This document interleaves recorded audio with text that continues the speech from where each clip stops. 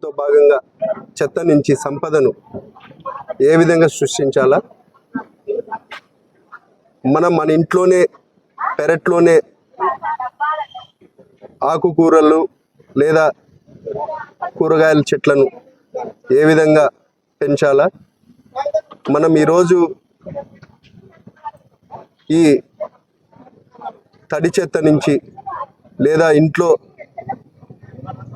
మనం తినే తిండి ఏదైతే మిగిలిపోతుందో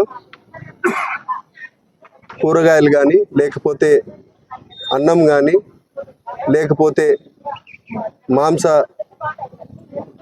మాంసాన్ని ఏ విధంగా ఏదైతే వ్యర్థాలుగా ఉంటుందో దాన్ని ఏ విధంగా మనము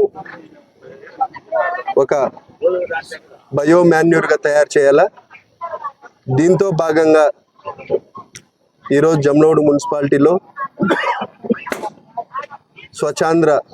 స్వచ్ఛ జమ్లమడుగుగా తయారు చేయాలని మన మున్సిపల్ కమిషనర్ గారు, మెప్మా ఆర్పీలు కానీ మెప్మాలోనున్న సభ్యులు కానీ అందరూ ఇక్కడికి హాజరయ్యి ఒక అవేర్నెస్ ప్రోగ్రామ్ని చేపట్టడం జరిగింది. ఇది మనం సంపద సృష్టించే దాంతో భాగంగా ఈ కార్యక్రమాన్ని చేయడం జరుగుతూ ఉంది. మరి ముఖ్యంగా జమ్లమడుగు మున్సిపాలిటీని ఏ విధంగా మనం స్వచ్ఛందంగా తయారు చేయాలా, కాలుష్యం లేని మున్సిపాలిటీగా తయారు చేయాలా, ప్లాస్టిక్ నివారణ పూర్తిగా చేయాలా, ఏ విధంగా డ్రైనేజెస్ కానీ లేకపోతే తాగునీళ్ళను కానీ మన ఎమ్మెల్యే గారు, కమిషనర్ గారు దీని మీద పూర్తిగా శ్రద్ధ వహించి మన జమ్లమడుగుని అభివృద్ధి పదంలో లేదా జమ్లమడుగు మున్సిపాలిటీని మన ఆంధ్రప్రదేశ్లోని నెంబర్ 1గా క్లీన్ అండ్ గ్రీన్గా తీర్చిదిద్దే దాంతో చాలా కష్టపడి పనిచేస్తున్నారు.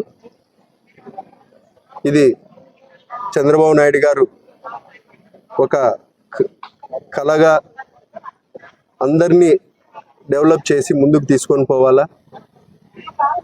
దాంతో భాగంగానే ఈరోజు ఆంధ్రప్రదేశ్ ప్రభుత్వం ఇటువంటి కార్యక్రమాలన్నీ చేపడుతుంది.